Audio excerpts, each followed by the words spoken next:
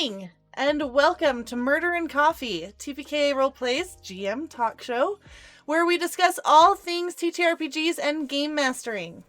I'm Luca, a dark patron who escaped her netherworld bindings, and one of your hosts this afternoon. Today, my usual co-host Sarah is unavailable, so filling her spot is the wonderful ProperNerdy.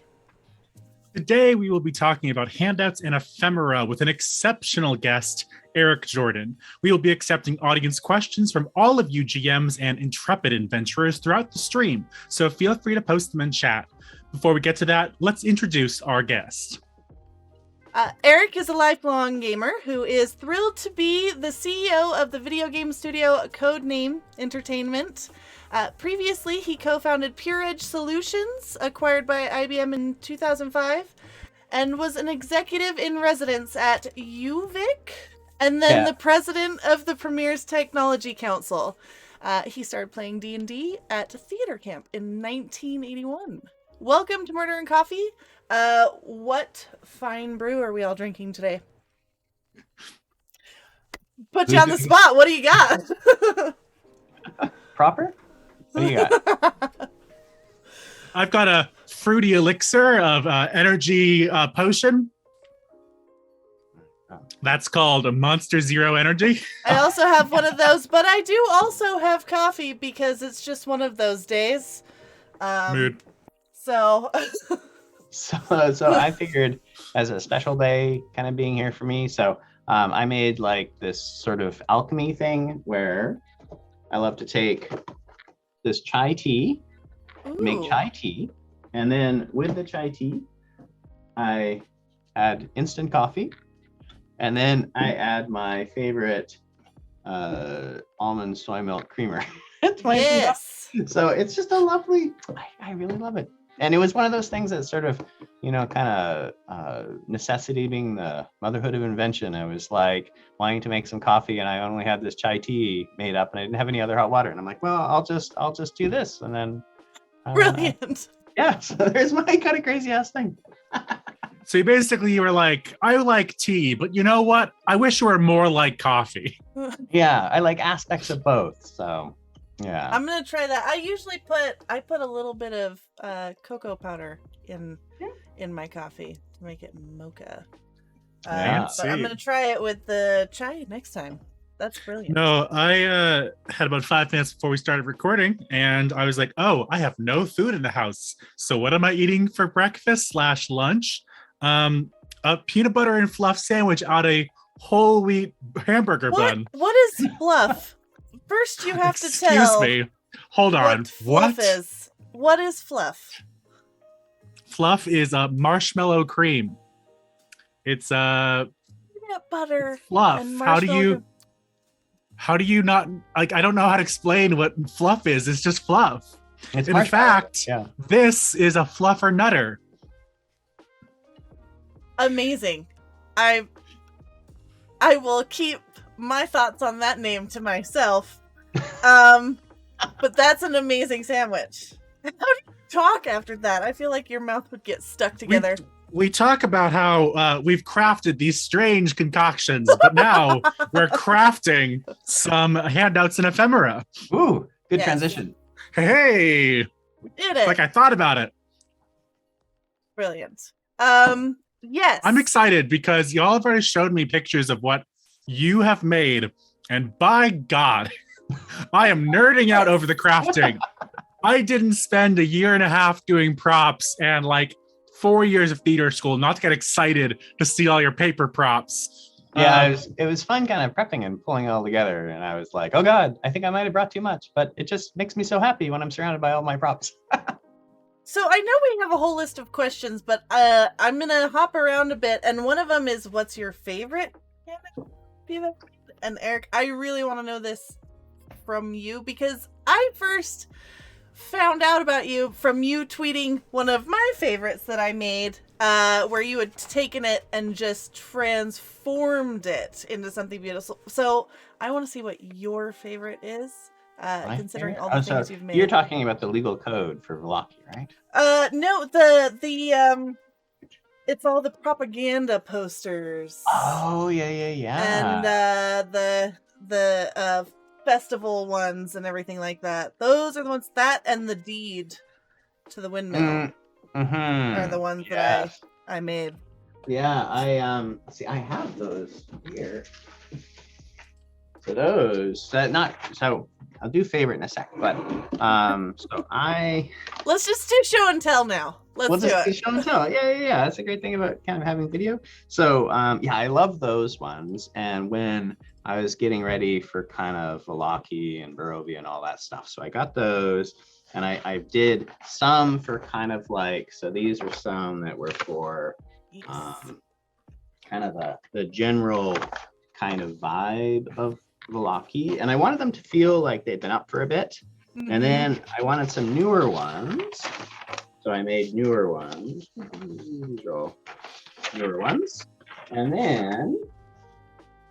then I wanted I don't know, I guess minor spoilers, people who don't like the Baron and Velocity, when we say that, to have gotten angry and sort of to deface them. And so I did a bunch of kind of defaced ones.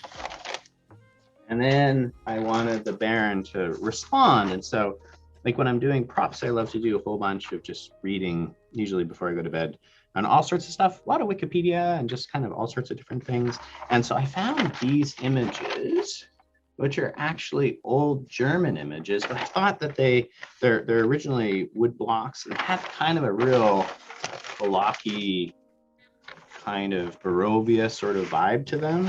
And so I did up a bunch of those that I put up, and I just changed the text on them because I had other text originally. So yeah.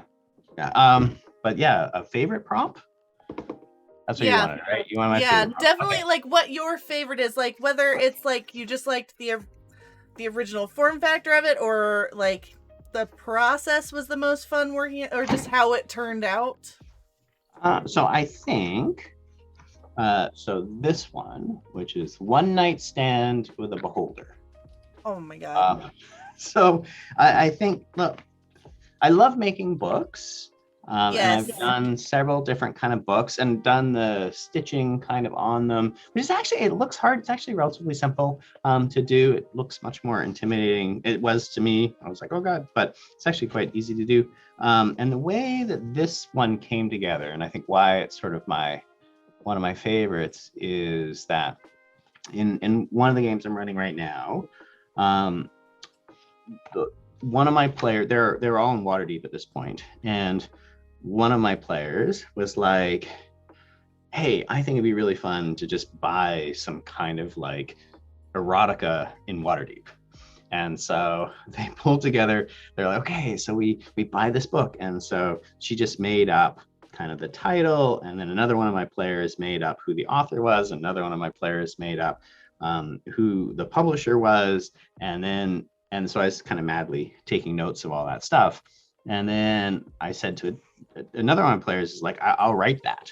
And I'm like, if you write that text, then I will lay it all out as a book. And so it was very much kind of the whole group coming together to create the prop, and that there was pieces from lots of different people. And then one of the players wrote all of the text. So not safe for work. How long is that book? Erotica.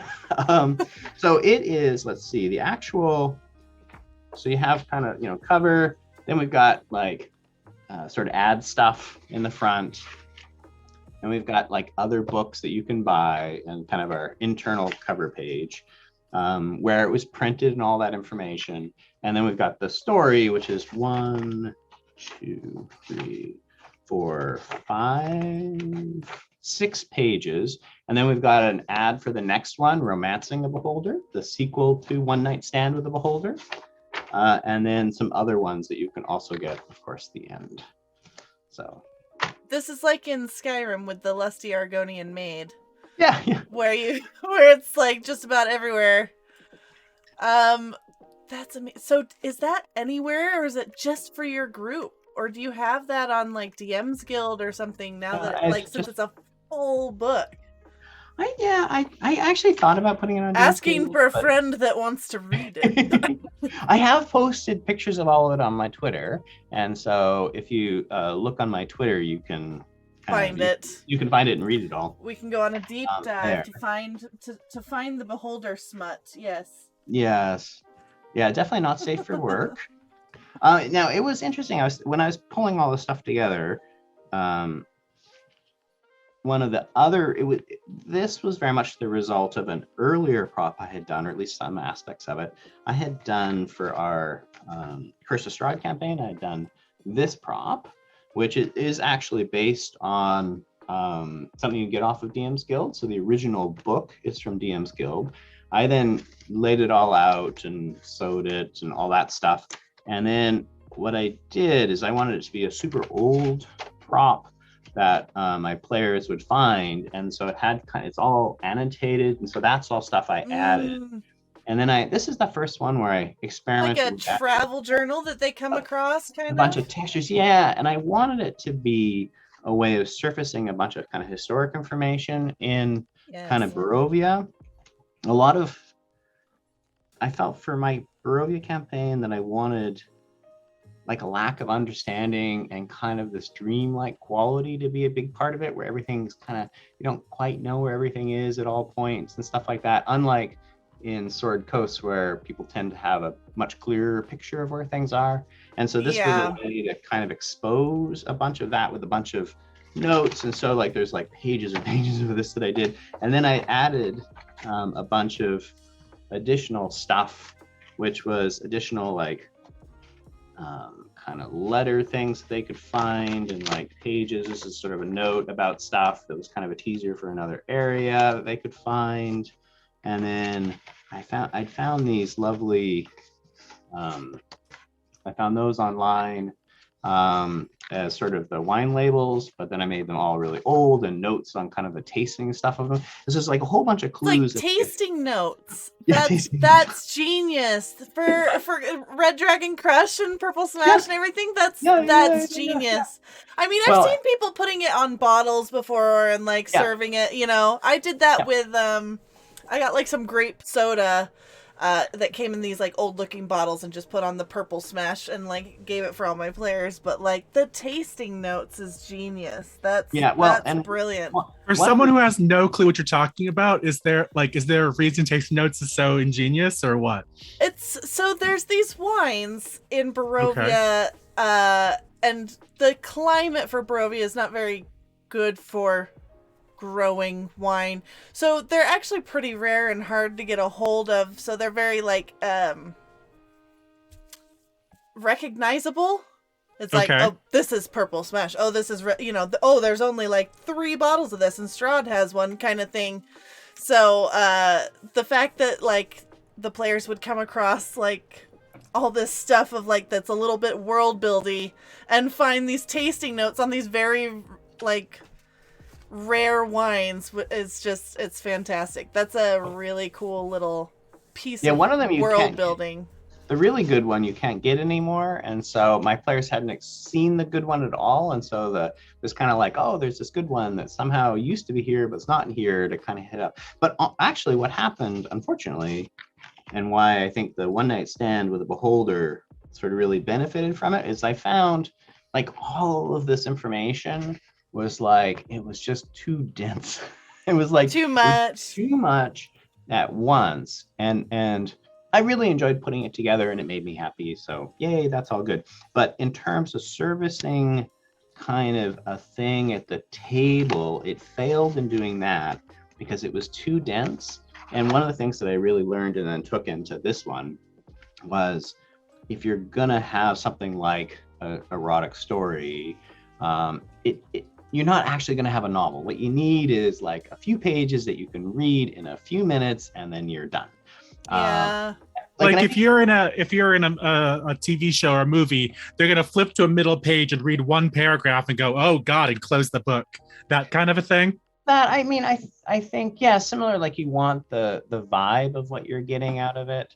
I think that video games tend to do a really good job of that, right? Like a video game, any kind of, you play Skyrim or whatever, and you find all the books, but they don't give you full books worth of text. Yeah, it's just it's just a few pages, paragraphs, and then they're like, you're good, and you can move on. And I think that you want to just have kind of that sense of the thing, and then you sort of move on. And so this one, this one, I dropped it. This one, I think, benefited from all the collaboration from the players, and then this failed experiment of making this and just making it too dense. So there you go. There's my favorite one. Proper. Put it up on the screen there, just so we can see. This one. Just so people can like look at that and appreciate how nice it looks. It's so perfect. It's so good. Proper, I believe it is your turn to share the digital side of Handouts, your favorite. What is your favorite that you've made? You might notice that I have perhaps been a little bit quiet, because I realized that my favorite thing that I've made is when I linked an entire website for not 1 but 5 episodes on TPK Roleplay for Madness Calls It Forth. So I'm actually just fixing it because it's out of date now. Of course, I'm in the middle of doing a show. I'm like, it's not good enough, y'all. But so if you go to the drinktheelixiroflife.weebly.com, that was a fortune cookie sort of like sticky note thing that I had on the overlay of my game since the very first episode. And so as players, every episode, what I do is I like, if we're saying my favorite is all of them, but like I've put so much work into like adjusting the overlay episode to episode, because like it's just like the whole theme of the campaign is this noir detective story. Things in the city are going south, and so I made a website for the cult in the 5th episode.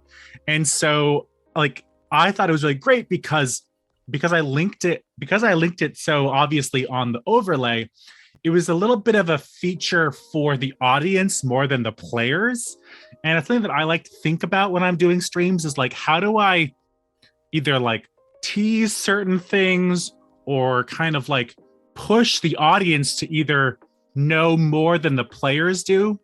Because it's just like fun to be involved in the game. And so when you can't have an like in-person game where you're like involved together and you're reading the books and seeing the handouts, I like the kind of interaction between the audience and the players.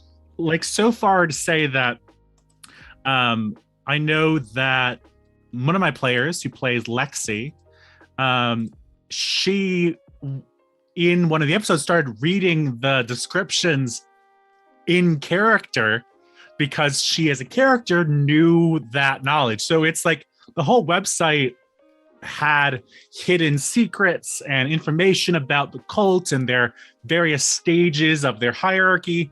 And so it was really cool to see them like discover things in game and then be able to like find more information. And so as a streamer, you can be doing a scene, and if you're not in the scene, you can like looking stuff up and like looking at all the previous clues. Like I have not played it yet, but the vibe of like the Sherlock investigation board game where like you're looking through newspapers and various, like you're looking at certain people who might have information for you. It's just like, that's the kind of vibe I'm going for like a mystery solving noir detective story. So I'll put it in the link. I'll put the link in chat, but it is drink the elixir of life.weebly.com. And I've just linked in on that page all of the clues that I've like given to everyone. And I just remember in chat, it was either Purple or Heck that like was like, hey, why is there a QR code on the overlay? Like, where does this go? And someone like screenshot it so we could scan it in, and then like something is happening with a player. They're like having a moment, and the rest of us are like, hurry and look this up. Someone call the number. Where does it go? So you mentioned the number before we started streaming, and I did go that far to do that, where I made a Google Voice phone number and recorded a recording of the what was it called? The therapy group that was infiltrating the rifts in the city. And so as a promo for that episode, I went so far to record this voicemail message and link to the episode in our schedule, but it was a little cute little it's like an escape room. When you set it up, that's very much what it feels like. It's like, okay, that's what's the this? vibe I want. What happens if we push this? I think we were talking a little bit before we started streaming too, that puzzles are hard. Puzzles are really difficult. And Luke, I know you love them, but are really bad at them. And I love them, but I'm terrible at them. Yes. So I as a player, as a gamer, I love puzzles. So handouts are a chance to incorporate a puzzle that's not a riddle. I don't have to try to explain the room. I can show you this is the puzzle. And so the ones on Manage Call Forth are a little more straightforward because it's all online.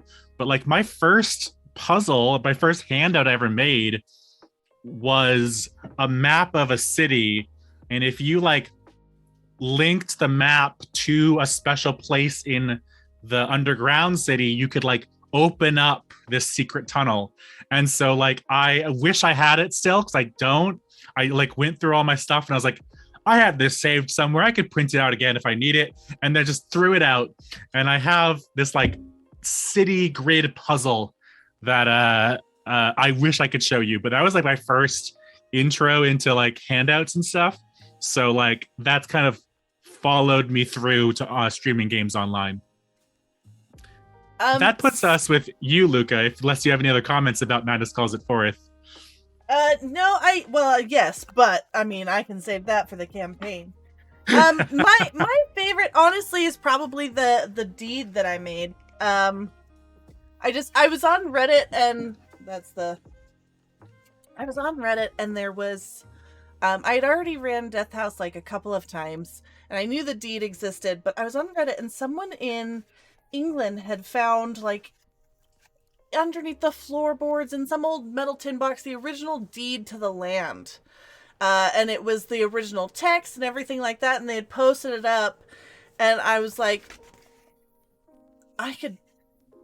what if I just took this for my players and made it, just changed so I literally took the wording but changed everything obviously to Barovia stuff, and then just printed it up and printed it out for him.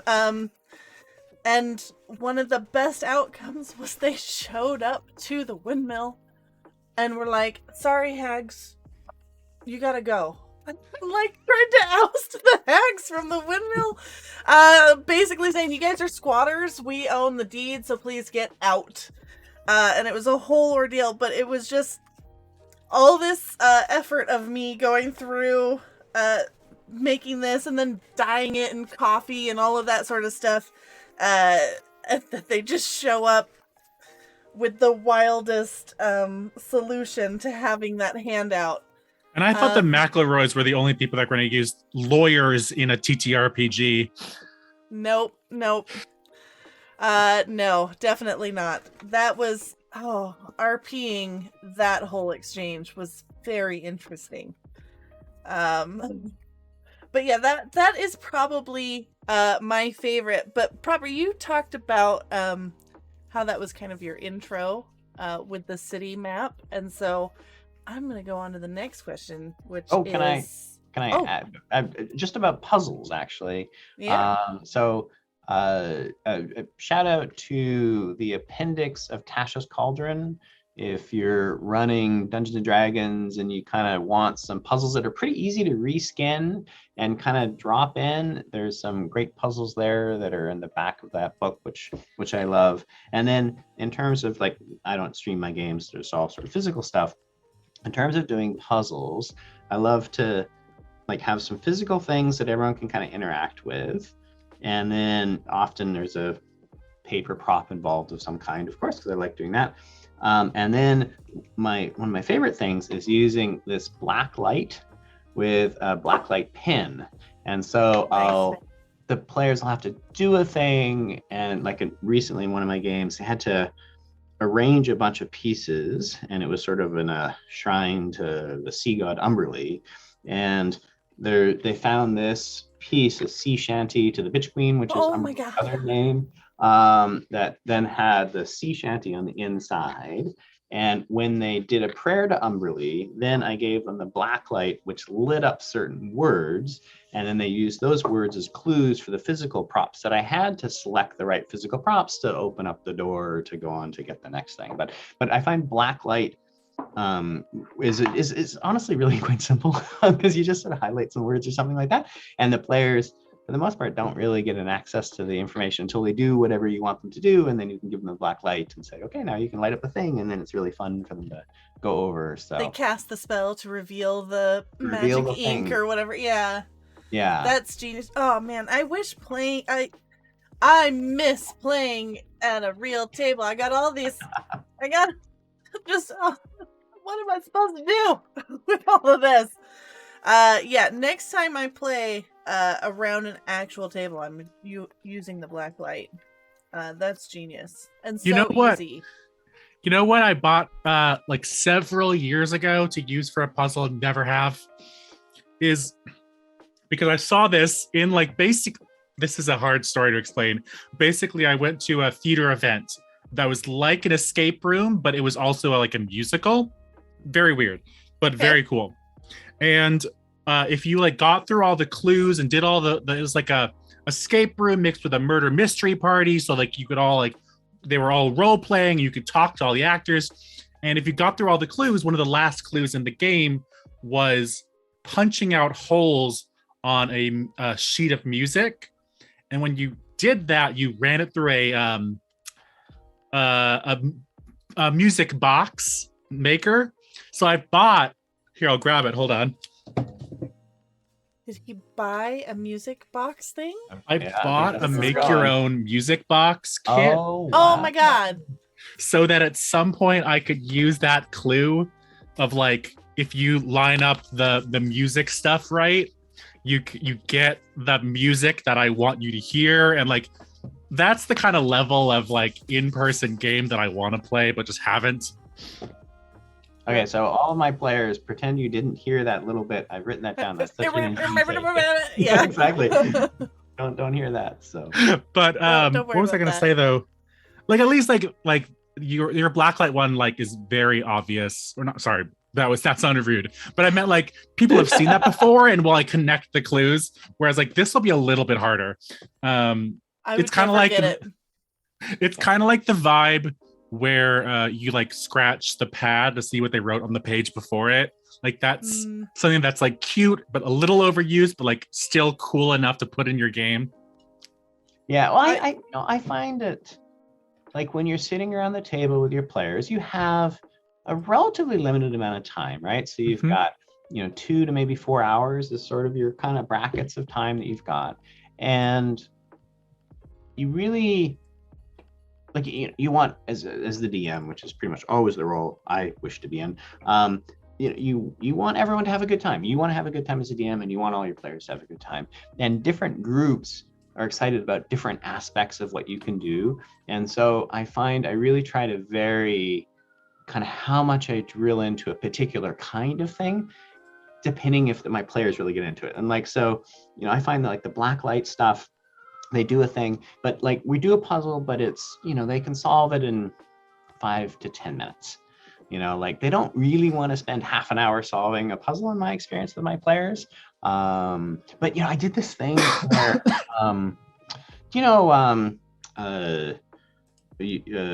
I guess is where you put all the cards down and then you just flip 2 over, and when they're the same, you get to keep memory. Memory. Okay. Yes. So I did a version of that as like a mini game for fishing, and so I printed up all of these cards, And they had like little bits of lore about different Waterdeep fish and stuff like that, or Forgotten Realms fish, Sword Coast fish. And then I also had like boxes of treasure, other little things that they could get. And I did like a whole bunch of them. And you had to get two that were the same. Some actually was like, one was a mimic at one point, you know, so you got like suddenly you're in combat, like little things like that. And I was actually a little nervous because I was like, this is not going to be like 10 minutes of play. Like this is actually going to take some time. But my players just loved it. And so we basically played kind of D&D themed memory for like an hour of a 3-hour session, like a third of the session with them fishing. And they were so excited afterwards. They're like, make sure we can fish again, because they were sort of on a boat for a few sessions. And they're like, we want to fish in every session. So the actual progress of the game was dramatically slowed down by the fact that we spent a third of each of our sessions fishing in this D&D themed memory game.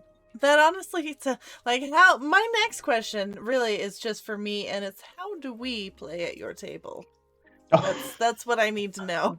Like, how does one acquire a seat at your table? I would like to fish, please. Yeah, this is a big mood. Victoria. Yeah. There we go. Yeah, you gotta come visit. Come to Canada. Deal. I'll visit you, and then I'll visit Fasoul on the way, and I'll just make a tour of all the best Canadian GMs up there. Have a great time. My actual real next question though is like, what got you, what inspired you to start making the handouts? And I guess probably tied to that a little bit is like, what got you into it? Being a GM, yeah. Like, how did this journey start from you? Start at the beginning. Yeah, well, as you mentioned, I was in theater camp. So, I need to know more about this because I am a theater person, and I wish that I had been introduced to D&D back then. Yeah, so it was 1981. I was 12 years old. Basic edition, advanced Dungeons and Dragons were like all the thing around certain groups, and I was into board games. I really enjoyed. My dad really enjoyed war games, and so he bought me a game called Starship Troopers, and we played some other Avalon Hill hex-based little paper counters that you punched out kind of stuff. And so I was doing that, and I was also super into theater and into dance and all sorts of things like that. And for a couple of years, I had done this theater camp, which was like, I honestly can't remember if it was 1 week or 2 weeks, but you'd kind of practice for like full time, and then you do a show for like the weekend. And there was these older kids who were like the cool kids, and they were like 16, and I was like 12, and I really looked up to them. Well, and there were cool two of them. Older kids, yes. Yeah, and they were like, hey, you know, we're playing this thing called D&D, and they described it, and I thought like, whoa, that sounds amazing. And so we only played, well, we rolled up characters like one lunch, and then we played a bit of for then like the next lunch, and then we went on to, they were also teaching us like stage fighting and stage sword fighting, which we were all like super excited about. So then we kind of did that at lunch. So we only did like a tiny bit of it, and I was so excited about it that I went home. I didn't have any of the rules. I didn't have any of the dice. I didn't have like anything. I went and raided our like Monopoly and games and stuff like that just to get a bunch of dice, you know, D6s, of course. And I just invited a bunch of friends over. And I just had them all just show up. And then we just had pieces of paper, and I'm like, okay, and I'm trying to remember, it's like, I'm thinking strength and dexterity. And so we just kind of wrote each of the things down. And this was like, you know, 81. So you rolled 3d6 and you wrote that number next to whatever was the attribute you were rolling for. And you just went from the top down. And then we just started playing, and I just started making stuff up. And D&D is like a beginner's guide to improvisational theater is what that is. Yeah, and I think it's very much like a combo of, it's improv with a set of rules, right? Like there's some rules framing an improv experience. And I remember I was worried about the rules, which I was trying to remember from like my 2 hours of playing, which I didn't really remember very much of. And I noticed partway into doing this, like the kids who were over were not kids who'd been with me in theater camp. They were kids from my elementary school.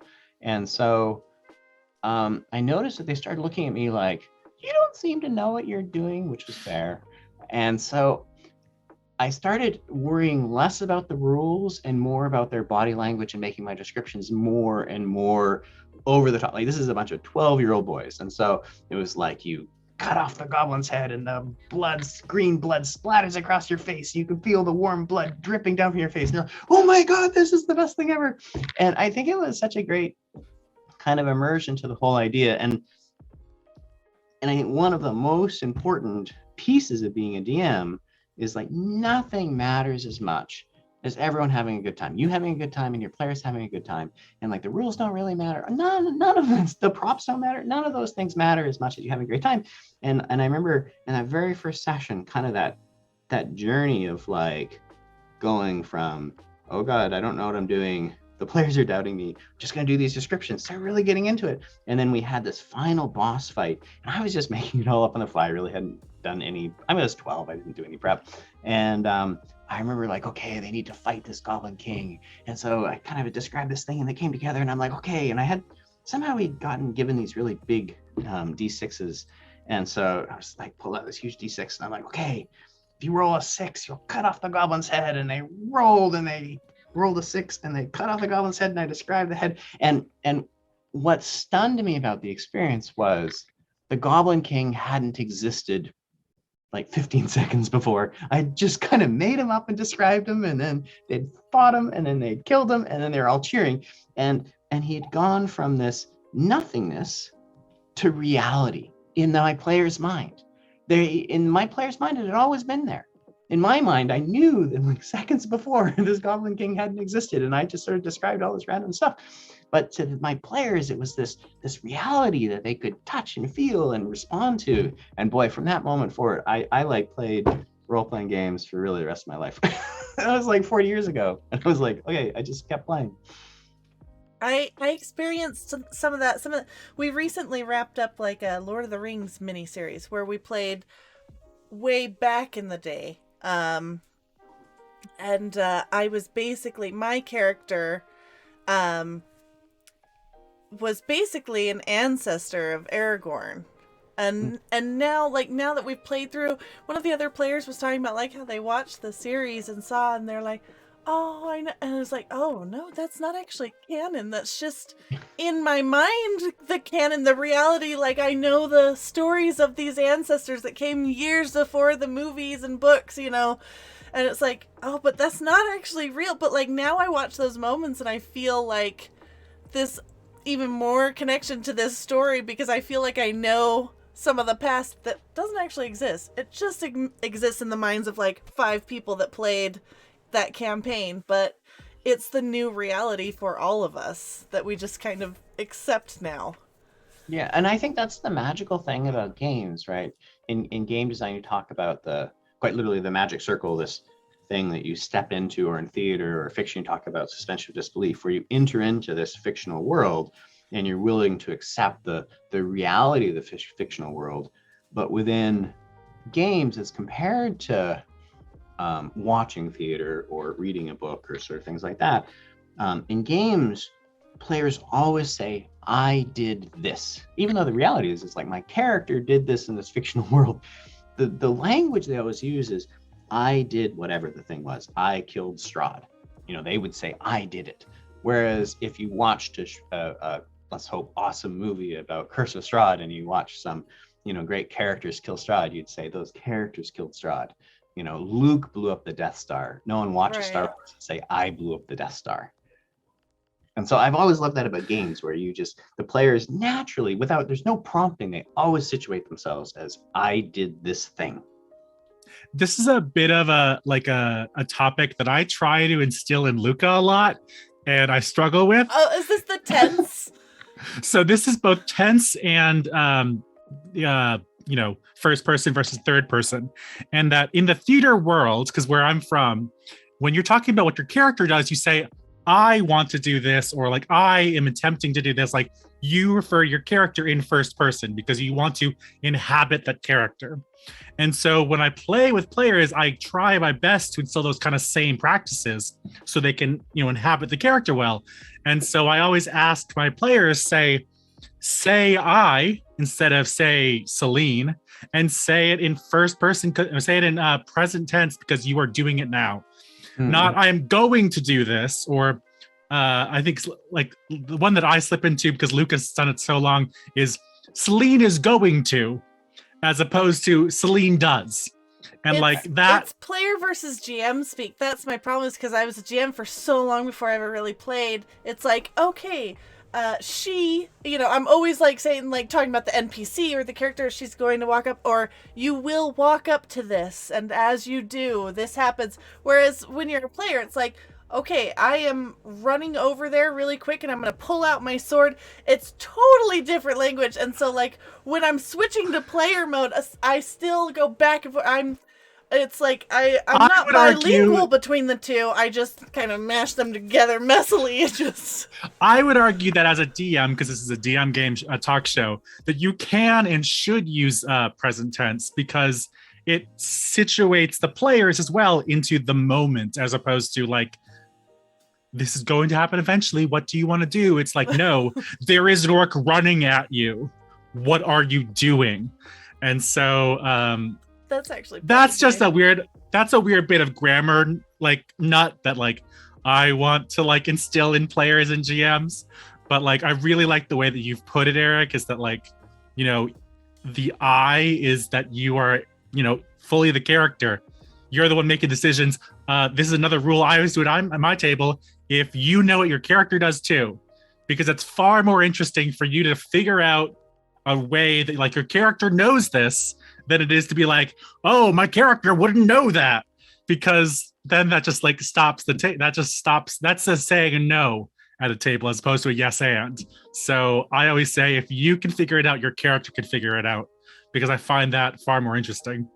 I do think there's a difference though between if you can figure out like the puzzle or whatever, then your character can figure it out. And if you know this bit of Forgotten Realms lore or a bit about Barovia, then your character knows it.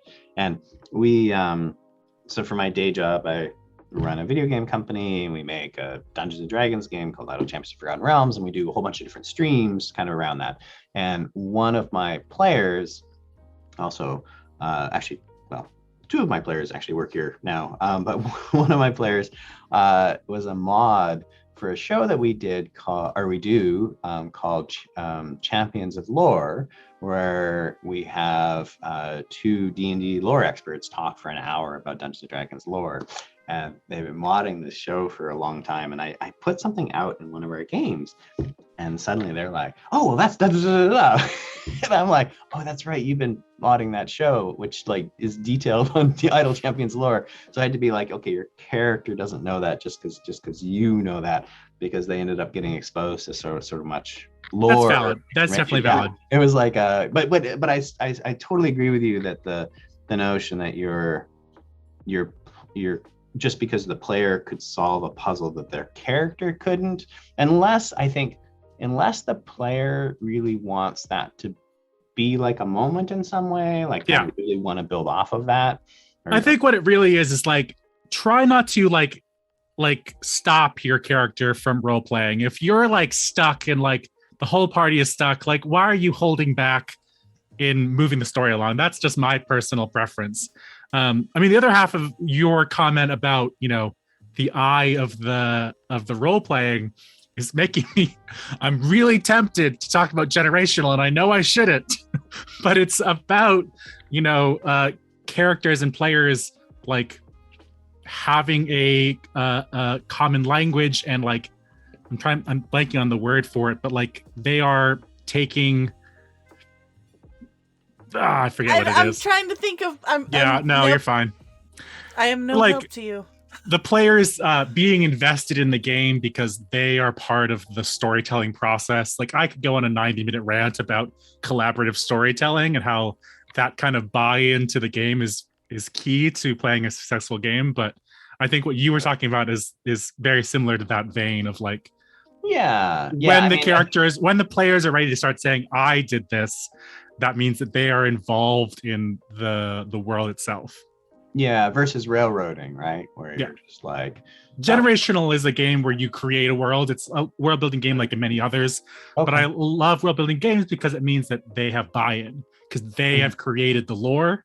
And so like they're invested in that. Yeah, I actually for like, so I've been playing D&D for we've 40 years. we've gone tangential from Handouts and Ephemera. I'm I sorry. actually have a potential segue from this after Eric, but Please do. So I've been playing D&D for like 40 years, and for I would say 38 of those years, if asked, I would have at various points argued strenuously or just kind of like just disagreed with the idea that a dungeon master really has anything to do with narrative, and would have pushed back really hard on that idea. Now, in the last couple of years, I've kind of come to understand it differently. And I think in my mind, I always thought of narrative and the creation of narrative as this thing where you stare at a blank page and you like write, and you have that omniscient view, and like, I'm looking and Aragon's picking up the sword, or, you know, all that kind of stuff, right? And I also never been able to do that at all. And so I'm like, I just, you know, that's what narrative is. Narrative is the thing that ends up in a book and it ends up on a screen, and like, I can't do that. Period, full stop. Not my thing at all. And what I kind of have come to understand, in sort of the breakthrough moment for me, was epistolary storytelling, which sounds super fancy. I love actually saying it because it sounds so fancy, but it's just something like the original Dracula was written through diary entries and newspaper clippings, and all of these pieces is the way to tell the story, right? So you never have that third person omniscient view kind of stitching everything together. You have all of these pieces. And I've always been able to kind of pretend I was like a journalist at the Waterdeep Sentinel, and I can write a newspaper article in the minds of that within the world. And I was literally arguing with my middle son, and he was like, of course you're a narrative person. Like, look at this narrative you're creating, writing this newspaper that you've made and these articles. And I was like, no, DMs don't create narrative. And he's like, you're doing it right now in front of me as you're having this argument with me. And I was like, oh, and so I was kind of reading, and I'm like, oh, epistolary storytelling, where you have these pieces of narrative, and then and for me, it's really myself and then the players who stitch those pieces together with their characters and the narrative that they're doing, that kind of builds the story up kind of collaboratively between all of us. But that kind of idea of narrative, I see DMs who, and I've played with some of my kids are all essentially young adults now, and some of them have kind of gone, you know, their friends have played, and then one of them gets super excited and they're like, I've always wanted to tell the story. And so then they go DM, and like they make this sort of that mistake of like, no, you can't do that, because I've written the narrative to say you open that door, and the player's like, but I don't want to open that door. but I'm not, no. Yeah. Yes. And the DM's like, no, you have to do this because that's my story, right? And I had that very narrow definition of narrative. And so I think that idea of creation of narrative, and at least my own ignorance really about kind of creation of narrative, just made it harder to kind of discuss. But you know, my breakthrough was epistolary storytelling. I'm like, stories told through all these little pieces that then people can take together and create their own narratives. Yay! So, my first ever setting I did was I've got the starter kit for 5e that I DM'd. So I did Lost Mines of Phandelver, and I went through and prepped the whole campaign before session 1. Like everything ready. And I just remember it like, it's like you've got all the different areas, and then I've got the players there, and it's like, technically they could start with any one of these and go, and it was like, okay, I'm going to just set you in the tavern. You can listen to different rumors, you can go talk to people, you can find out this, and then they had all these story seeds, and I actually had little quest cards that came with the little handouts. So it's like they'd find a little handout, and it was my first time, so I didn't really know how are they going to track what quest they have. So I had it come with a little quest card. It's like, this is your quest, like you would get in a video game, in your quest log, and this is the handout that came with it that led you to this. So it's like, here's the handout from the, you know, whoever. and here's your quest. And so they had these little quest cards, and they're like, okay. And it was very much like they built how they went through all of that, and they actually built this whole story that I wasn't expecting. They still ended up at all the places I had prepped, but how they got there and how they they built the narrative and connected all the pieces themselves. But yeah, it was very much like that, because I remember prepping it all and just panicking, like, well, I don't know how to get them to go do all the things. It's like I'll just give them all the pieces and see what they do.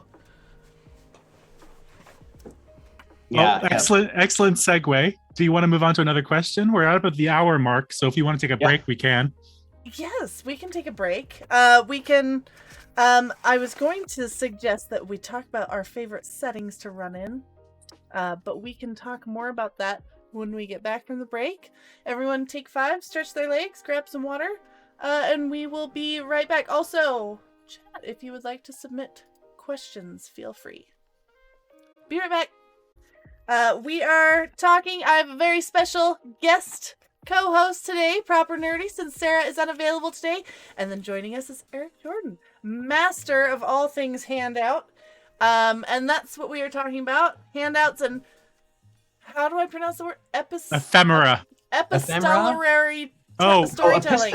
Epistolary storytelling. Thank you. I look at it written down and it sounds so different in my brain than when you say it out loud. Yeah, you can sound all impressive to your friends. I won't, but yes. Clearly, that is not something I will pull off, but you can continue sounding impressive. Okay, so we had left off, we were talking about settings, favorite settings. I feel like both of our answers are going to be the same, but Eric, would you like to talk about your favorite setting to create handouts in, and or just the type of handouts that seem to fit the best for settings? Yeah, maybe for me it's I think it's less about the handouts. Like, so I love Curse of Strahd and Barovia and kind of that vibe. It just rings very near and dear to my heart. And I love the amount of stuff around Forgotten Realms, particularly Sword Coast, and all the different flavors. If I have a critique of Barovia, it dives into one note and it does the one note. Is it old and covered in blood? Then we've got you covered. Yeah, pretty much. But what I actually really like about both those settings, and I think something that's I just think just a miracle, really honestly, it's just a miracle, is compared to my 12-year-old self and what D&D was back in the day, is all of the things that the community comes together to make and add. Like, there's like one of the things, I've got this legal code for Vallaki, which the text for this was off of Reddit that I got, because the Curse of Strahd Reddit is like fantastic and stuff like that, and so I kind of laid it all out and everything, but I didn't write the text for that. A bunch of people would kind of come together to do it, and I just find that the real appeal of both of those settings for me is how the whole community is, the creativity the community's kind of channel. It's like the posters that you had done, Luca, and kind of like finding those and going like, this is exactly the kind of thing I want to build ambiance. I mean, it was literally just a bunch of people on the Curse of Strahd subreddit. It's like, we need something more than just the festival posters. Like, let's figure out little rhymes that we can do for propaganda posters that'll really set the tone of Vallaki. Yeah. So I was showing that sea shanty for the Bitch Queen that I made. So what I love about this is, in terms of the words, so the sea shanty for the Bitch Queen, and the first paragraph is from Baldur's Gate 3. So it's something you can find in Baldur's Gate 3. And then someone else wrote a song with all of the other words. And so then I could kind of find the actual, like, someone who had written a song about it, and then kind of transcribe that and put that all together from kind of like tying together all these pieces, which that's what I find a constant miracle, is all the creativity of the TRPG community online. As I'm sure Luca can say, she kind of just collects things in her drive, and I think that's a big part of making great handouts and stuff. It's just like collecting little things from all over the internet, or from random books or other video games. I must say that I have no interest in Barovia. Like, I love the kind of dark horror vibes, but like I have no interest in playing Curse of Strahd. And so I kind of wish that I like had a, like, I'm sort of getting into City of Mist, and like they're starting to get like a community of people creating content for that. But like there is nowhere near the level of just like constant content creation for Curse of Strahd in any other game setting, as far as I know. I always say it's why I'll never really be done running that module, because as soon as I'm through an area with my players, someone comes along and is like, I've created this beautiful thing for this area, this handout with all this lore for this encounter, or these beautiful maps for this area that didn't really exist before. And it's like, well, we're already past that part. And so it's like, well, all right, save that for next time I run this. Clearly, I'm never going to be done, because the community for Curse of Strahd is just constantly creating such beautiful things. When you play Curse of Strahd in a different game system, I'll join in. We'll do it in Monster of the Week. That's an easy transition. What was I going to say? I've lost my train of thought thinking about all those I beautiful can maps. say that I was saying this in the break, is that like I started in D&D, but I've kind of ventured away from D&D because I'm not a huge fan of the mechanics. I really like collaborative storytelling, and you can definitely do that in D&D, but like I'm looking at other indie TTRPGs, and because I've wound up, I don't want to say I was forced to run City of Mist, but I like mentioned an interest, and Cole was like, do it. It's yours, Proper. And so that's how I started playing it. And I was like, hey, there's this like 10 episode long like mini campaign I can run. And that's how I got into Knights of Paintown. But like that's definitely where my like handout making experience fits in, is like modern day graphics and internet and phones, and like so that's why all the like QR code and the website and like all of that stuff is how I've like heavily focused on running the game and creating handouts, is because like that's where my experience is. Like I can definitely make an old looking page, I just don't very often. And unless you have Adobe Stock membership, I find making like oldie timey things very difficult these days. If I get one more overlay request for an oldie timey tavern, I'm gonna explode. Because Lord knows there's enough of them out there. That's where the adventure starts, Proper. I don't care. Knows. That's where it starts. Started in a seedy bar, I don't know, or a coffee shop. That would be so cute though. Anyway, but like my expertise is about like modern day and that kind of thing. That's where I focus my adventures in. I'm really thoroughly enjoying Ghost Lines, which is the Blades in the Dark such a good vibe. World, yes. Which is such a great vibe. And so I should mention him because it kind of blew up on Twitter a moment ago, but there is some really spectacular handouts by, let's find his name, Old Dog Games on Twitter. He made a whole bunch of handouts for Ghost Lines and did like these gorgeous newspaper clippings that he included like the adventures of his party in the newspaper. Absolutely gorgeous. So go check out his account because he just recently brought it back up again. And those handouts are stunning. And I like wish I had the artistic skill to make some Ghost Lines content. Yes, Eric, are you grabbing newspaper clippings, please? Yes. Yes. Oh, yes. Yes. Yes. Oh, look at that. There's like full articles. The most I've done is like a very, very small front page where it's big pictures and like one little blurb. Yeah, no, I've done like multiple ones. So before the pandemic hit, I was running 3 intersecting adventures at Waterdeep at the time. And so the way that I kind of surfaced information across my different player groups was I would write articles, and then the articles would be about the different stories or in relation to the different stories and stuff like that. It was like me writing one of these that my middle son Sasha is like, Dad, you're like literally writing fiction right now. And I'm like, no, I'm not a fiction writer. He's like, you're doing it in front I'm of not me. creating a narrative. Yeah, exactly. So I'm just writing stories in a newspaper. It's totally different. but like for me, so like the like so this one, which has the Make Waterdeep Great Again story.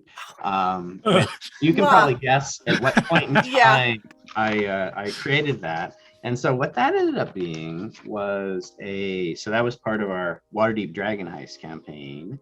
And my players were given this map and this mission to break into the Waterdeep Sentinel offices and to place on the editor's desk this letter, which was Make Waterdeep Great Again kind of editorial by one of the factions of Waterdeep that wanted to create kind of confusion and stuff. And it was also kind of my way of processing some of the things that were going on down south across from us in Canada. And then what I also did is I made up Waterdeep Sentinel kind of letterhead paper stuff that they would give to their reporters. And I then made a whole bunch of stuff that was sitting little notes. Oh, on the little editor's, scratching. These are all the things that were sitting on the editor's desk. Perfect. My players then made copies of. And so I tried like doing like little ink things on it, stuff like that. Yes, the little like the coffee, the mug ring. Yeah. Finding good font for handwritten notes and finding good coffee rings is a very important part of making props. It's true. You know, so actually one thing I didn't mention. So in terms of the props that I end up making, I don't use Adobe. I don't have access. Actually, ironically, I probably could get access through work because we use it for work. But to be fair, I use Canva almost exclusively, so you're not terrible. Well, I do everything in Google Slides. So everything I do. Excuse me, Eric. This hurts my soul. How dare you? We could have done a quiz just now, like answer which app he's gonna say, and that would not have ever been on the list of answers. So as a CEO, I spend a lot of time putting together slideshows to talk about various things and communicate ideas. And so I'm quite proficient in Google Slides, and I've gotten extremely proficient in Google Slides. And so, so all of these are all made in Google Slides. And so I can only use the fonts that I can get. Thankfully, Google has like 1 million fonts for Google Slides. But so I do all of this in Google Slides. And the only real kind of investment thing, which was really only a couple $100, but I got a wide format printer.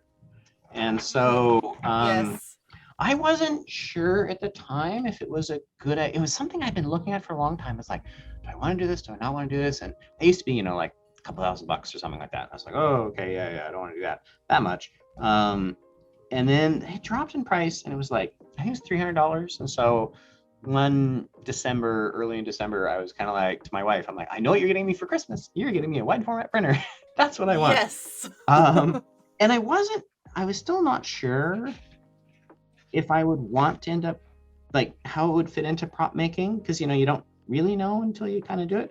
But what I found is we're so used to reading things that are versions of 8.5 by 11, and I think aspect ratio is a big piece of prop making to make it feel like it's not just kind of a thing, that the ability to kind of go, so this prints 13 by 19 is the biggest size that it'll do. And so you can kind of create these things like these newspapers really feel like they're on newsprint, which I just from Amazon actually. And so they kind of have this nice vibe, but they've got the scale. Like if the same thing was smaller, it wouldn't feel like it would feel like just a little, like a little sample of it, not a real one. Like I've made maps. I love maps. So these ones are actually made on paper that is it's the paper you buy in these big rolls for construction to lay on the floor, so when you're doing construction in someone's house, you don't like rip up like painter's paper. Well, basically it's craft paper. Oh no, this is like super thick, like. Oh, okay. Oh yeah, no, yeah. So this is like almost fabric at that point. Yeah, it's really. I wasn't sure if it go through my printer, but conveniently it does. I ordered like a couple different rolls. Does that say Desert Valley? Oh yeah. So so that's there's Gasserin.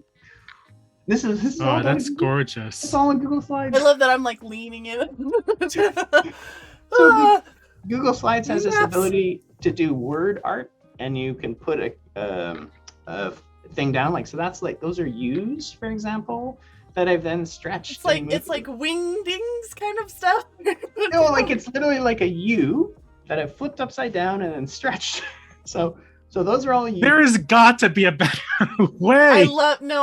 Listen, then- I Whoa, use whoa. GIMP These- because of my familiarity with it, and it's Like I these never will trees stop. are like V's that have been flipped and then Stacked. like stacked and then like an L and stuff like that. Oh Lord. I don't know, I can make it work and I can do it quickly and I don't know. This is ingenious, but also hurts my soul deeply. I mean, it's the reason that I use 5e as a rule set is because I'm not particularly interested in the mechanics that much. Like I kind of want it there and it can kind of be in the background. My players understand it. There's different folks that I end up playing with, or they come to the table and they tend to know it. And I can just kind of dispense with the like, here's how all that works. And I've already got my like, little things that I give them on like, it's a round of combat and you can do one of these actions and, all that kind of stuff. So I just kind of can hand them all that. And then I know it well enough, I don't have to worry about it. And then I'm like, that just all can get chunked into the background. And then I can focus on all the Focus other. on the story. Yeah. Can I ask a weird question that's not part of our list, but I kind of want to know? Do you use any of these props like multiple times? You just like keep bringing out the same map for different games? Yeah, I love reusing them. So the newspaper one, so I had players. So that was from one of my Waterdeep games. Mm-hmm. And then in that game, one of the characters from Waterdeep Dragon Heist, who theoretically our players were going to kill at the beginning, but my players overestimated how powerful he was, never killed him, and then he ended up becoming this ongoing kind of NPC. And so then when I was running the Essentials kit and Dragon of Icespire, and I wanted to give Phandalin some character, I took one of my Waterdeep Sentinel and I I aged it a bunch and then put stuff on it, and then there's Grumshar's kind of highlighted because sort of the Zentarum who are up by Halia and her miners exchange. Yep. So, yeah, and so they're like kind of this is sort of like a Forgotten Realms proper. across. Yeah, so yeah. I say fuck Forgotten Realms actual lore. I don't care. Well, I always do it like with the Harpers. It's like I've set up like it's very much like Eric's talking about with 5e. It's like I loved putting the Harpers in Forgotten Realms because there is established lore that I can pull from if I need, but mostly it's a pre-existing map that I can say, I want a place by mountains. Here's good. And now the town that I've created is here. And I can say, well, what are the neighboring towns? Oh, okay. I don't have to spend a whole lot of time fleshing out the surrounding geography. I just need a place to plop my town. So that's why I like doing it in Forgotten Realms, because it's a kind of a pre-existing thing that I can nestle my stuff into. And I think you can also work like so. Emerald Enclave is important in one of my current campaigns, and my players are going to be part of the Emerald Enclave, and I wanted like a moment that would happen, and so I'm part of a couple of active groups on Facebook that are super into Forgotten Realms, and I'm like, okay, so I want to do Emerald Enclave initiation ceremony, and people have ideas, and I got like all this great stuff that I then kind of put together into this Emerald Enclave initiation ceremony. All the pieces, so pretty, the vows and stuff. But because it's all Forgotten Harper's Realms, jealousy. because it's Forgotten Realms, there's groups like Beetle and Grimm who make like super great, kind of high-end stuff. And so I got my players all one of these after they'd completed. They ended up having to do this. They were like, we thought you just kind of make us. It was there, but I'm like, they had to do a quest to get it, and then they got these presented to them, and then they had these as kind of the tokens of that experience. What is that thing you were showing us though? I didn't know the other one. The little like pin. Is it thing. a pin? Oh, okay. Pin. Yeah, sorry. Yeah, pin. I don't know if you can see there. It's well. I thought it was a the wax Harper seal pin for a they have second. on there that I think I shared with you. Yeah, I have a bunch of wax seals too, but yeah, no, they've got like Waterdeep. So in Waterdeep, this is the City Watch. Oh, that's so gorgeous. So that's like you just On Wow. money. Yeah, money you can yep. turn into these D&D props. So, though I did buy. I was reading about the City Watch. I got. Don't know if that's too loud, but a little kind of whistle, which is like the That's bobbing cute. whistle. I felt that would be perfect for kind of the City Watch. So those are my two kind of my players going. Yes, Oh God! you were also mentioning something about a bell, which kind of brings us to the question of like, is there other mediums or tools that you use to build the atmosphere of your game? So let's talk about the whistle and the bell and everything like that. Yeah. I guess so. Like all things, my wife and I have been married for it'll be 25 years this year. Congrats. And like all things is a negotiation. And so our dining room, which is where we play D&D, one wall is covered in my D&D props. So I love to make, I see there's like a couple of different types of props that I like to make. And one of them will just be ones, especially when I'm just getting into a setting, that are just giving me the idea of the setting. Like your posters for Roleplay just give me the vibe of the setting. And so, Yes. I'll have kind of things like that up. And then as the setting is evolving and I'm kind of capturing stuff like in the newspapers, and I'll have my newspapers up and stuff. So if you came into our house and the dining room, like half of it is covered in D&D props, and the other, well, I guess only one wall. The other 3 walls are not. I also have a big, I ended up with a lot of jewelry, like pins and with that other one, we made this. Great. Ooh. So my wife helped me because she did all the sewing. I didn't really know how to do. I had the idea of this ribbon. This was for another ceremony where my players had defended against this big attack and they wanted to get this award. So this is all kind of just homebrew, kind of made up piece. And so I ordered these on Amazon. My wife kind of did that. So I have like a bunch of places like that. So I got a big jewelry cabinet that I've got all this rings, signet rings, seals, necklaces. A bunch of little iron and silver keys. Luca's cosplay cabinet is a full of jewelry. Yeah, exactly. Yeah, and a jewelry cabinet. It's like I need to organize this. Oh my God, people have organized jewelry before. I'll use that. Crazy.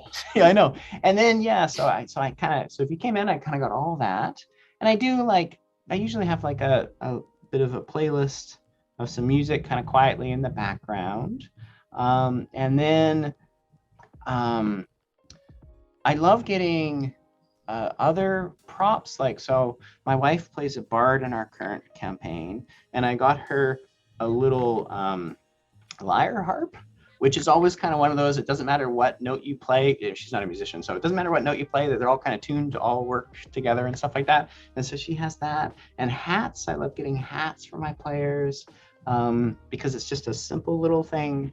And then I was reading last summer actually about the term theater of the mind.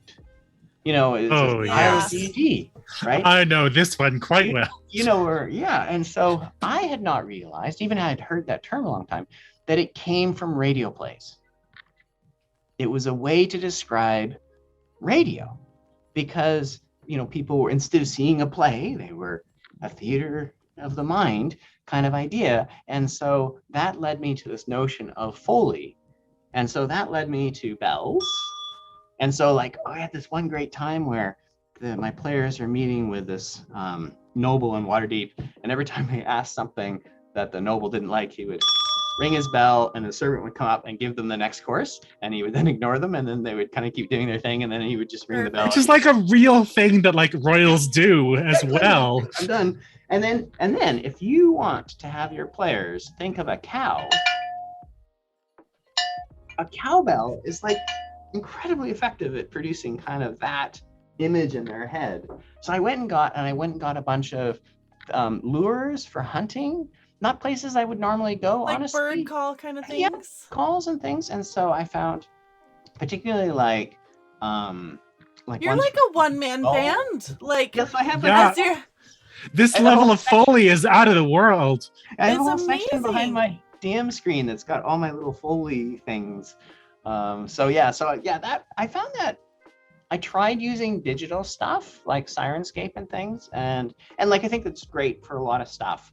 For me, there was a quality I could get in actually like blowing a gull whistle and blowing it at different levels or something like that. Like there was just something I could get that, and it just, I think my day job in running a company, I don't touch anything. I don't make anything physical. The products of the companies, which honestly I don't make, but very talented people at the company do, is a video game. There's nothing physical in the video game, so I touch nothing. But my degree is in I have a bachelor's of fine arts, a painting degree, and so for me, making these things and the physicality of at the table is a big part of why I enjoy it. I'm not saying it's what everyone enjoys, of course, but for me, it complements kind of what I do at work, and so it's just sort of part of my balance. And so using a digital tool like Sirenscape was like, okay, I just have enough digital stuff in my life. I need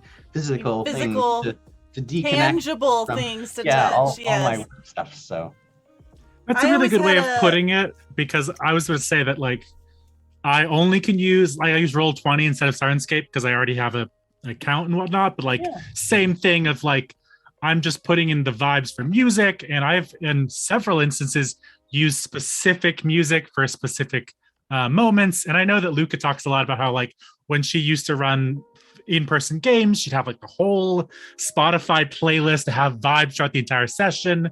And like I put a lot of work into finding really great background music on Epic Sound for our streams to really flesh out the vibe. Or even I made a whole dream sequence that matched the lyrics into the monologue of the dream. So like that's where I have to focus because it's an online streamed game, and I like could just take out cowbells and stuff and start doing things, but I already have like 7 other things to worry about. I think that level of like incorporation with your home game is truly magnificent. Luca, you were saying something. I'm sorry, we cut you off. Just the bell thing was just something I used in Harper. I would always use it to get my players to focus, because the Harpers they'd have their hideout, and we'd start each episode with them like, okay, you're back at the hideout. The person's gonna call you and they do a little bit of role play, like, oh, last mission was quite a thing, and and it was like I would chime the bell to let them know that new mission orders had come in and kind of focus, like get everyone's attention, like, okay, let's start the session. It's been so long since I've heard that sound effect. It really does. It was the same one. When I ran in-person games, I would have loved to have the bells and stuff, but I found this site called Ambience Mixer, where you could take every little sound, and it was like, I had one time they were going down this dungeon, and there was an ooze, and I found like the sound of like kind of echoey chambers and a little bit of drip, and like all mix it in to create this whole thing, and then I found a sound of like bubbling cheese. Which I worked in for once the ooze showed up, and like you could set how often it like play, and it was like this whole custom thing of like an entire soundscape for what it sounds like in this hall. I would spend hours on these things for every section of but like that was a lot of fun to do it. I can't do it anymore because streaming and copyright, but man, for my in-person games it was a lot of fun finding all the little sounds to like really make you feel like you're in the place. And I've hung out with you 3 times in the last year, and none of these times you've given me a home game experience, Luca. Come on. We've always come to my house and we will do it. I have all my things here. TSA isn't gonna let all this through. My bubbling cheese. Isn't it? Eric, you were saying? Well, I think the piece that really kind of stands out to me in sort of all of those comments is like, no DM is good at all things, and it's a hobby. You're doing it for fun, and so you kind of want to focus on the things that really sort of work for you. Like, I could not do a character accent to save my life. Like, I've tried at various points until I'm like, okay, it doesn't stop me though. So I don't lean into that. Like, I can tell stories through these props, and I can kind of create setting through that. And then and like my music stuff is, a tiny bit relative to kind of what you guys are describing. I might have like a little bit of music that kind of plays, but I honestly don't spend a huge amount of time on that. I spend time kind of on other things that really kind of resonate for me, and the players love it, and I'm having a good time, and so I'm like, okay, great, like that's good.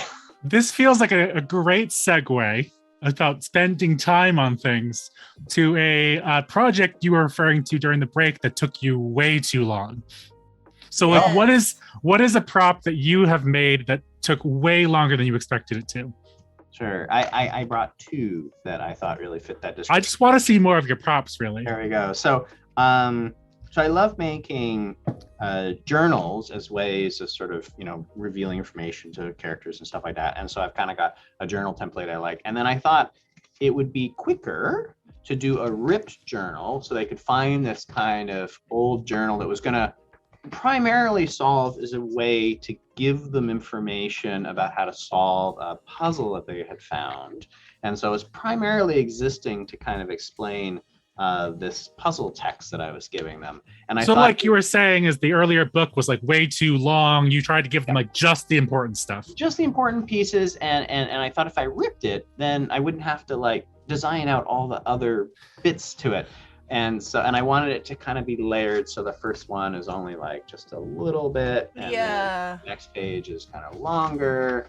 And then you get kind of the most in sort of the middle. But oh God, it was such a pain in the ass to kind of do it and kind of like to put it all together. And then each time I was assembling it to kind of test, because they'll do, test runs to see how it's fitting and stuff.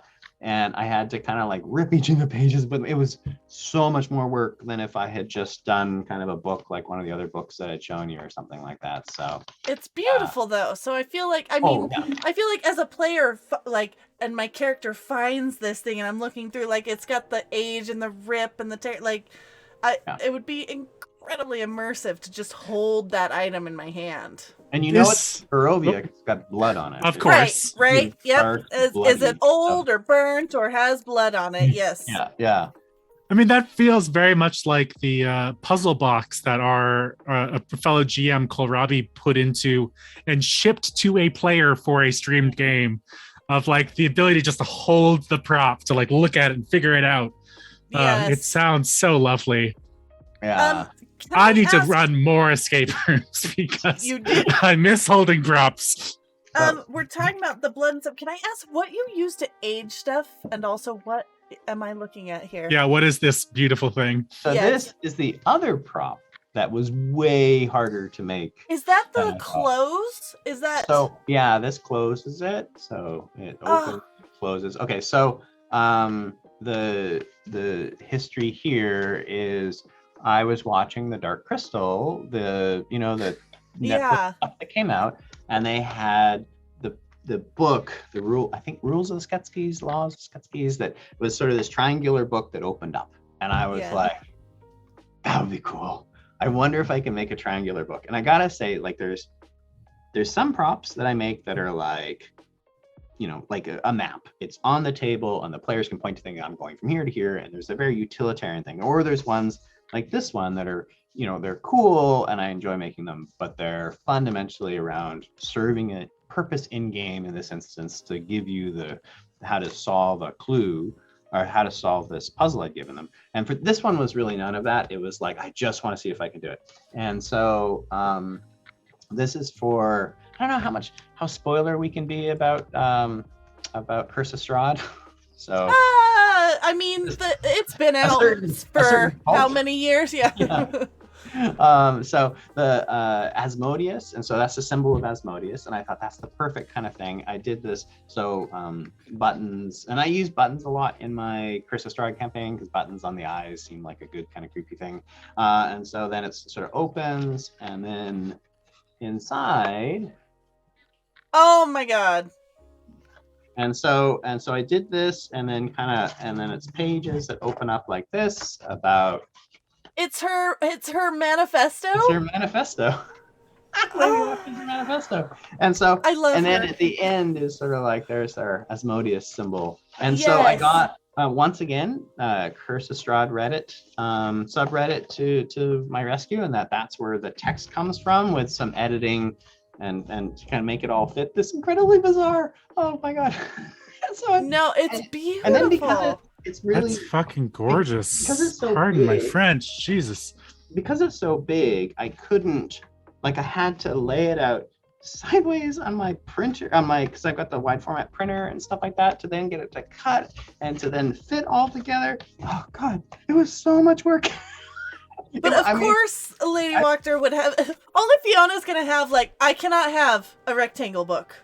Yeah, I will have a triangle book, and that is it. And what really hit me was the symbol of Asmodeus being a triangle. I'm like, oh my god, I can make each piece one, but it's gotta because of course the cover is the same physical piece of paper as this, so opened up like that, and then it's got to be the right size to fit these silly pages in, and then do all this. How many tries did it take you to get the layout just right? I had stacks of paper that I had gone through sort of figuring it out. Now, conveniently not this. I sort of tested on a bunch of just cheap paper I've got.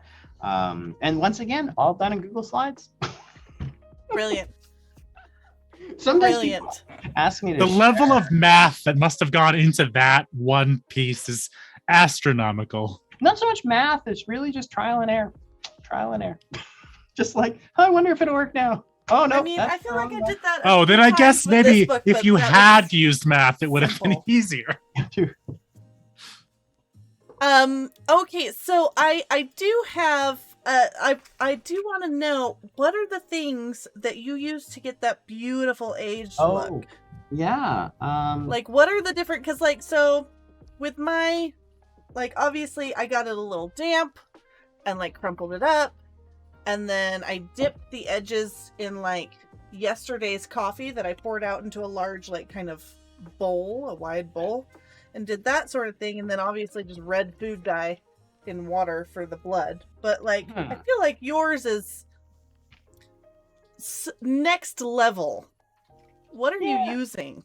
I mean, I'm happy to share. I don't know about next level. My blood is all just food coloring. So I just found a food coloring, sort of dark red that I quite like. That sort of, I was thinking about actually coming here. I wanted to, there's that line. I wanted to read his blood to my players, but not be oh God, there's did you bleed on this, right? So you kind of, there's kind of a line in there. And so this food coloring kind of, once I sort of experimented with a couple of different things, looking at recipes online, and then ended up just using the food coloring. I'm like, oh God, the food coloring just on its own works perfect. I'm just going to do that. And then in terms of sort of the background and kind of that aging, some of them this one is literally just the paper. I've done nothing to that paper. It's just really awesome paper. And I think you can find some gorgeous recycled papers that have all kinds of stuff interspersed into them. Mm-hmm. And I think if you're making things for a physical game, I don't play digitally, would play over online, so can't kind of comment on that. But a big thing that I think about in making it is how was the prop made in world? What do they have access to in world? So, I use newsprint for the Waterdeep Sentinel pieces, and so kind of this piece of paper for the legal code of the Velocki stuff. I ended up using really heavy paper, and it kind of, because I was okay, it's sitting in the guard's pocket, and it's kind of kind of all really beat up and stuff like that. Yes. Or let's see here. So for this one, which is the sea shanty one we were talking about earlier, it's printed in Waterdeep. It's not particularly old. Waterdeep's got decent access to printers and stuff like that. Mm-hmm. And this is actually just a paper I found online. It's just this nice paper I found online. Did the edges come like that? Kind of rough? Yeah, though it's from England, this particular paper. I found it on Amazon, that's all it is. And so its aspect ratio is slightly different. And so I end up tearing this little bit here, but the other edges, that's all how it comes. So it comes like that. So that's paper like that. Otherwise, I did this, which is in Undermountain, and it was Goblins printing. And so I'm okay, so the printing stuff is going to be terrible. And so this is packing paper. So this is I actually the sound of it. I love the sound of it. From Amazon. this is like literally from Amazon boxes, the paper that I just flattened out. And then I did it as a bunch of different random sizes and had it, and because I was thinking like, okay, they have like maybe this goblin, they've got this really cheap paper and they're advertising their thing and they're kind of doing this like wood block kind of print. So that one. I feel like a lot of it, you have to like kind of look for graphics that look like they're like wood cut or like lino cut, like the printing technique, because in like a D&D world, you wouldn't have printers, you'd have printers. So like, I feel like those kinds of graphics you're using in those are really gorgeous because they're all, one color or just two different colors. The lino cut, wood cut kind of approach looks really beautiful on them. Yeah, like this is from when I was doing the Essentials kit. And so for that one, I wanted it to feel like it was a two color print. And so I made the red, it's actually, once again, Google Slides. So this is one, the darker is one letter, and then that's just got the outline. And then the red I offset intentionally and made it kind of look like it's not kind of all lined up, because I'm like, okay, so they have like this cheaper, but it is once again heavier paper for that one. And I'm gonna need you to figure out what that paper is called, because I need to buy some. Yeah, and then because this one comes in these big rolls, I end up ripping it to size and then just kind of putting it through the printer. So which makes it look gorgeous and a bunch rustic. Of ones. A cheap, they're like relatively easy things. Wax seal. Wax seals are great. And so a bunch of different kind of things I did on that one. And then for the ones, like the aged ones, here's a different map. Let's show this. Texture on the back, and then is this more of your upside down V's? Yeah, it is. Yeah, this is the first one I did with that technique, actually. This is an incredibly inaccurate map of Barovia, which was super fun for my players to find out how inaccurate it is. That's devious. I love that. That's next level prop making. This is like intentionally wrong we've got props. A map. It's totally wrong. It's totally wrong, yeah. So yeah, and so for the ones that I age, I did I've done a couple of different things in terms of actually aging. Where did I put that at? So when I first used to do this, like, I don't know, 10 years ago or so, I was just getting text, like paper backgrounds, like old parchment looking backgrounds, that I just sort of use that and then just print that off.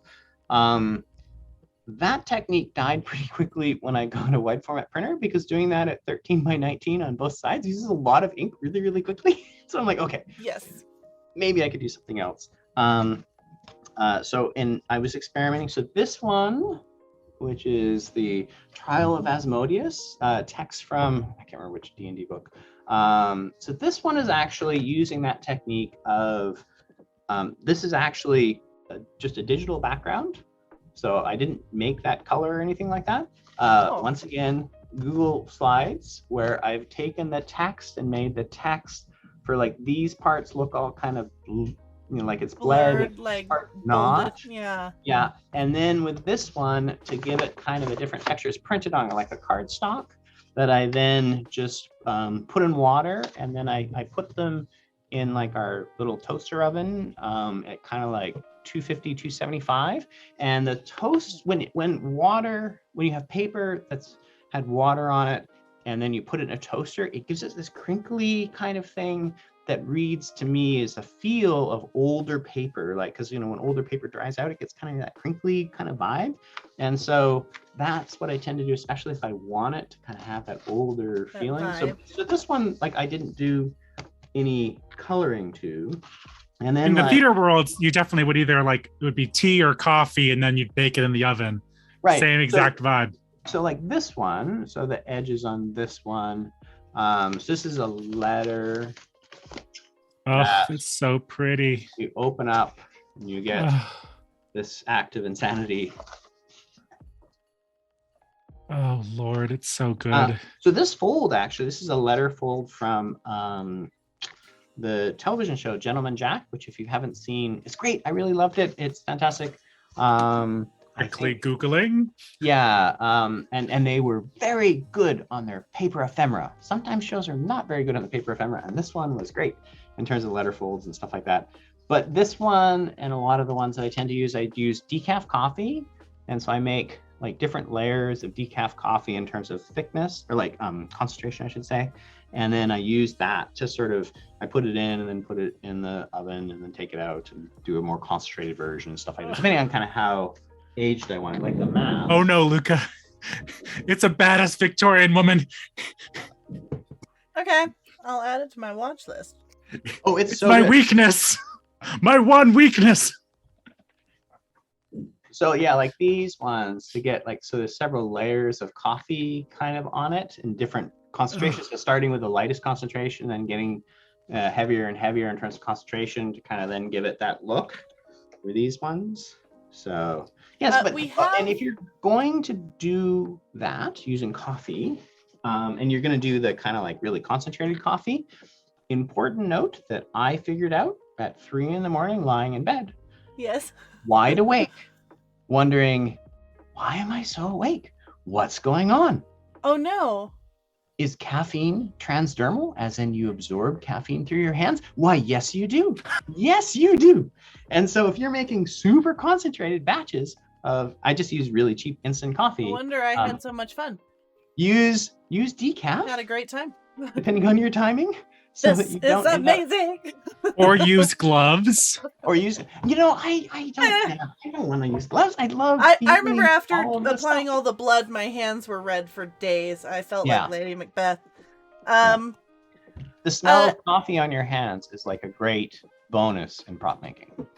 We have a question from one of your employees.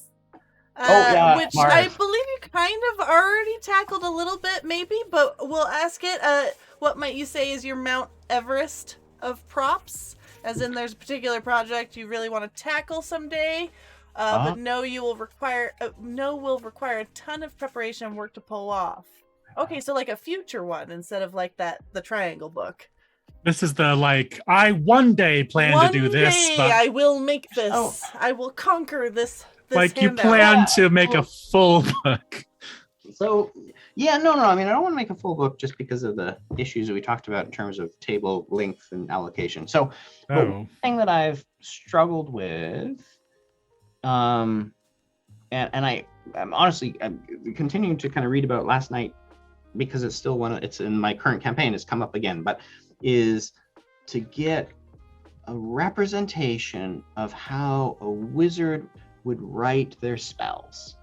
And I've really kind of struggled to find, like there's a bunch of stuff online, but for me, I haven't found something that really just kind of clicked and I'm like, that feels like magical enough and kind of mysterious enough and like otherworldly enough. And so I've really struggled with finding like, what would a scroll look like that you find in world that's sort of got a particular spell on it or something? The closest I came was in one of our adventures.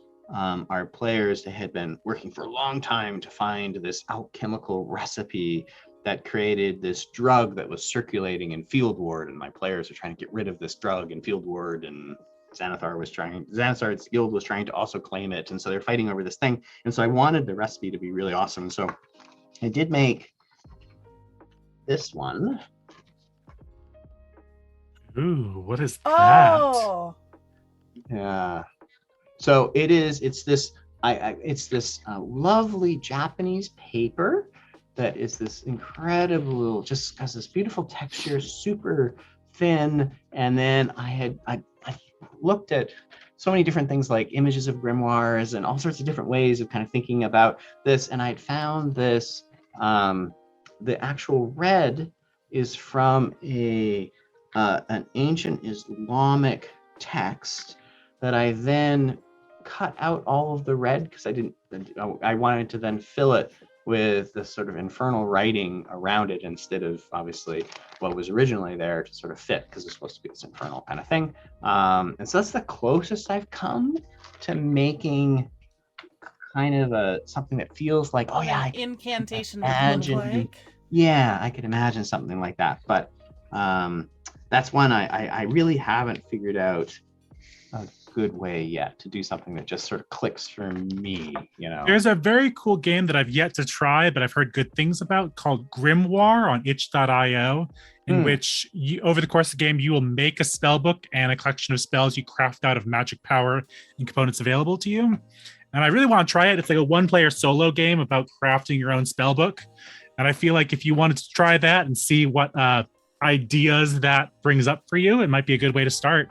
Well, yeah, I'd say I'm actually several years into that particular journey of trying to find something. Okay, it's a good way to incorporate. To continue my journey. Yeah, exactly. Absolutely. I just want to bring it up because I know someone had mentioned it recently, and I was like, that just sounds like a cool game to try. Yeah. I know we've kind of we're coming up on time, and we've kind of covered. We had a question about like the difference between online versus actual in-person paper props, and I feel like we've kind of covered that. Mars, if you go back to the beginning of our stream after we're done with it, I mentioned a little bit about my game, Madness Calls It Forth, where I do a lot of online stuff. And I know if you look at any of Luca's games on our YouTube channel, you can see a lot of Luca's handouts that are really gorgeous.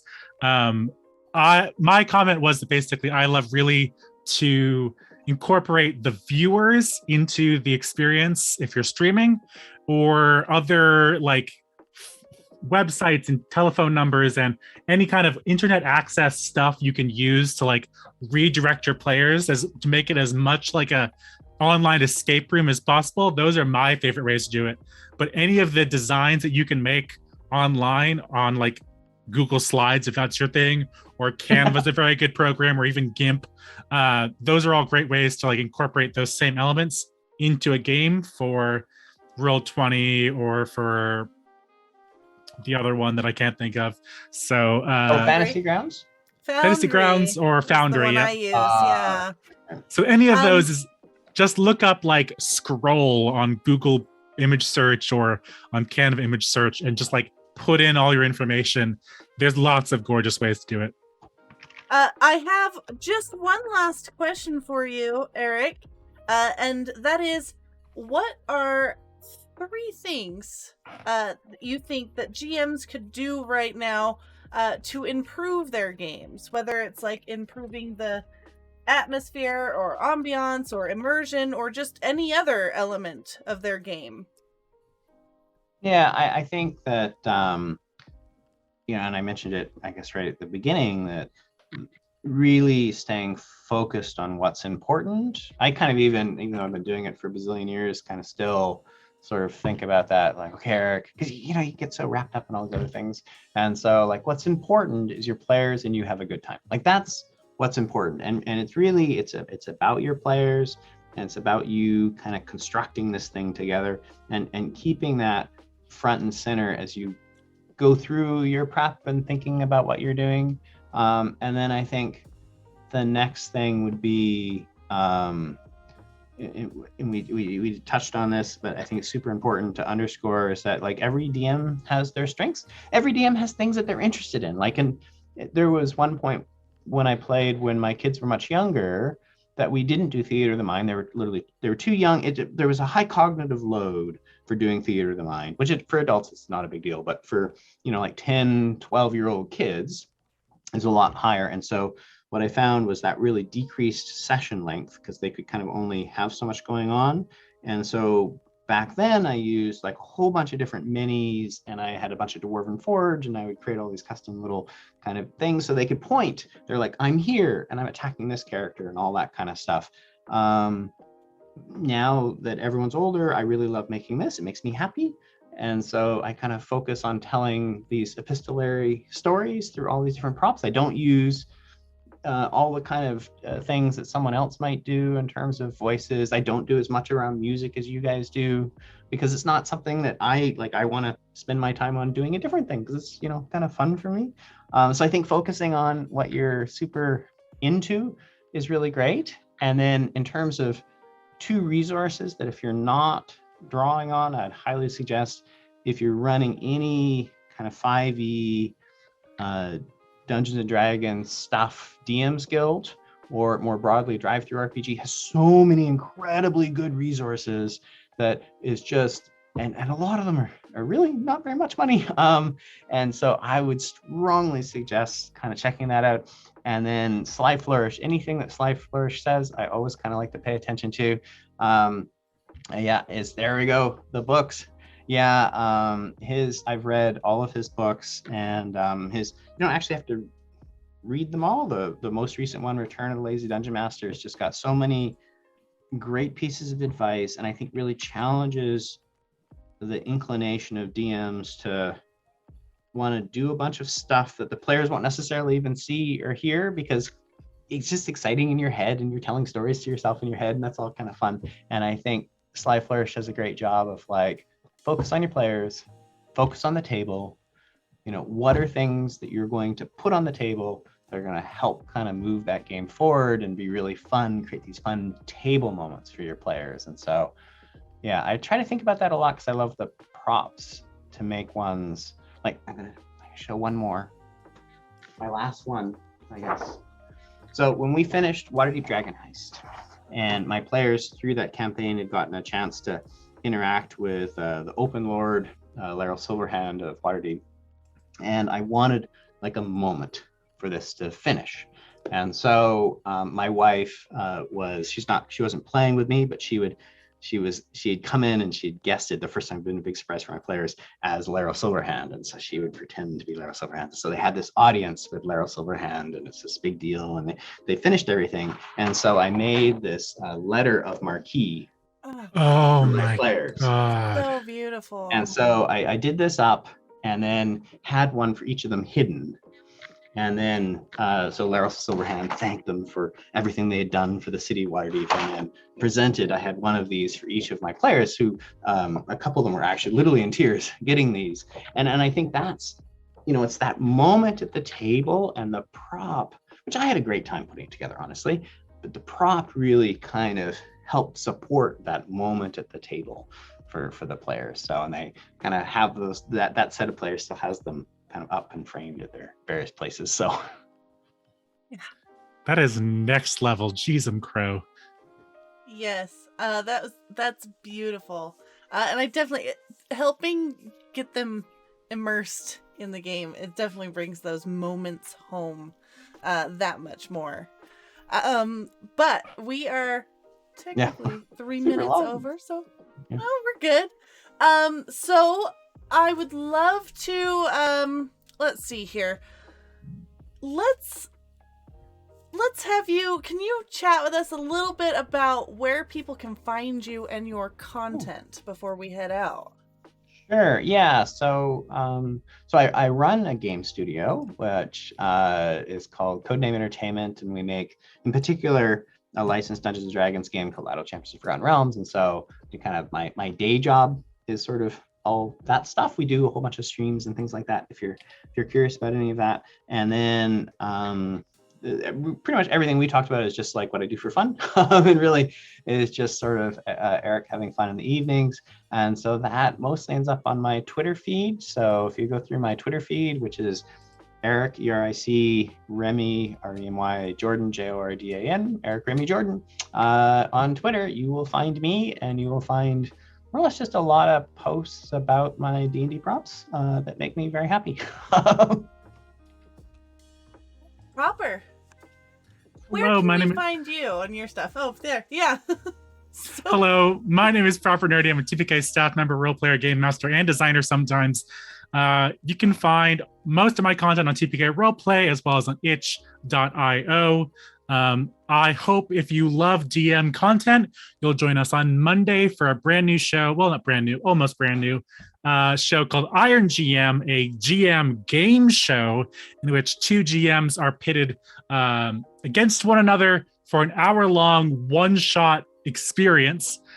So who can make the best one-shot in only 1 hour with some secret ingredients, very similar to Iron Chef.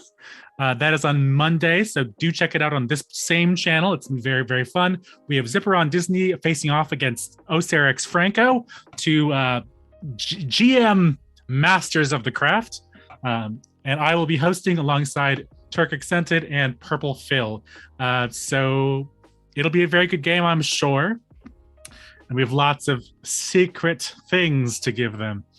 You can also find me on website, ProperNerdy.com. And I hope you'll check out my magnum opus, Madness Calls It Forth, where you can check out all of my handouts and ephemera and random things between the intermission screens and the overlay in the game. There's going to be a lot of cool stuff, and that's coming up very shortly. And I'm Lukalock. You can find me as Lukalock literally everywhere. I am a player, dungeon master, and design coordinator for TPK Roleplay, and I'm also sometimes player over on Nat 20. I can be found in both of those places a whole bunch, including tonight for the TPK Roleplay Covens game, where we are playing Locus.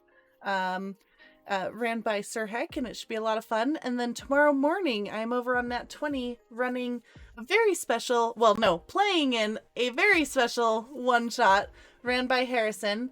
And that one-shot is from the launch issue of Crucible Magazine, which is a 5e monthly magazine available in digital and print and Foundry, VTT, and its Kickstarter is out now. So come by Nat 20 tomorrow to see a one-shot from that. It's very exciting. I will be running another one in a couple weeks here on TPK Roleplay. And that is it for me. Is there anything else from you guys? I think that's it. Yeah. Okay. Thanks for having me on. Of course. Thank you. Thank you for joining us. Yeah, my pleasure. Until next time, enjoy your piping hot coffee. And your cold-blooded murders. Thank you, guys.